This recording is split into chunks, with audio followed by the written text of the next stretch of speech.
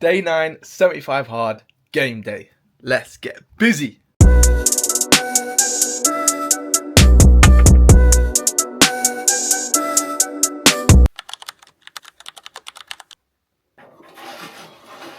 Pool session done, early doors, got it done.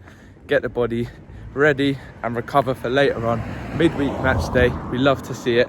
Get some food in, recover, fuel, and just all the nutrients that you need before a 90-minute football match. Gym done, and look at this for breakfast. This is a breakfast of champions. Sourdough, homemade hummus, omelette, beetroot. Now that is what you call game day fuel. Productive morning so far. Been to the gym, boxed off pool session, early doors, done my 45 push-ups for the group challenge, smashed those out in one go, starting to get harder. But yeah, productive morning, done all the weights training and the first session of the day. Tried to keep it light intensity to keep the energy for later on with a big midweek match day. Northwood away, second game of the season, time to get back on track. But yeah, that'll be the second workout of the day. As you saw there, my first meal, which was sensational, sourdough, homemade hummus, and a couple of the omelette slices from last night. So yeah, perfect. Protein, carbs, ready for today, healthy fats. But yeah, bosh, great start to the day, 2 litres of water down, and yeah, we're flying. Day 9, off to a banger. Also, a little nutrition gem for you. So I don't normally have carbs for breakfast. Reason being is that protein and healthy fats keep my energy stable. I don't get cravings throughout the day, and I just generally tend to eat less when I have a protein, healthy fat breakfast, like Greek yogurt, berries, nuts, or an omelette, or, you know, eggs and avocado, cottage cheese type of thing.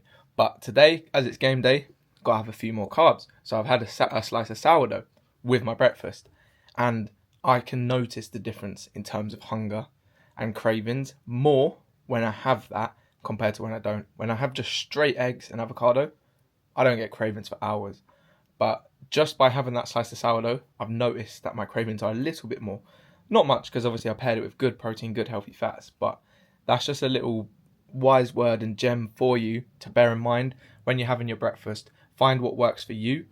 And also, if you find that you do get more cravings and you are hungrier after you have a few more carbs in the morning, then that could potentially be why. So experiment with just protein and healthy fats in the morning. Have your carbs centered around your workouts or later on in the day and the evening, and see how you get on. But yeah, that's just a little bit of words of wisdom today for my game day prep on the nutrition side.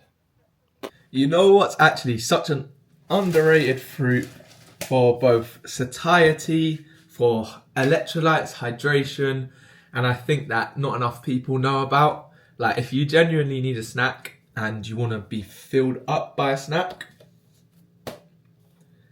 this is what you need to go to. Honestly, Dill's really got me back into watermelon when he was in Bangkok and showing me every day that he was eating watermelon off the streets and whatnot. And when I went there, it's brilliant. Honestly, get yourself a big old watermelon, and I'm trying to show you and also stay in the picture.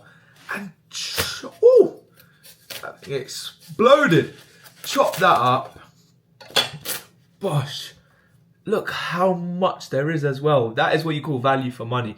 Because you know how many portions you're going to get out of this. It's going to keep you full. And it's also, like I say, it's hydrating. You feel more energized after you eat fruit. So this is what we call nature's candy. Watermelon, the GOAT.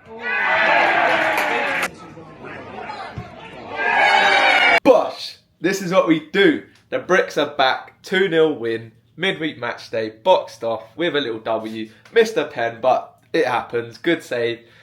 Or bad pen, I don't know. But either way, can't even speak. We'll bounce back. But we did bounce back as a team anyway. 2-0 win, so we'll take that.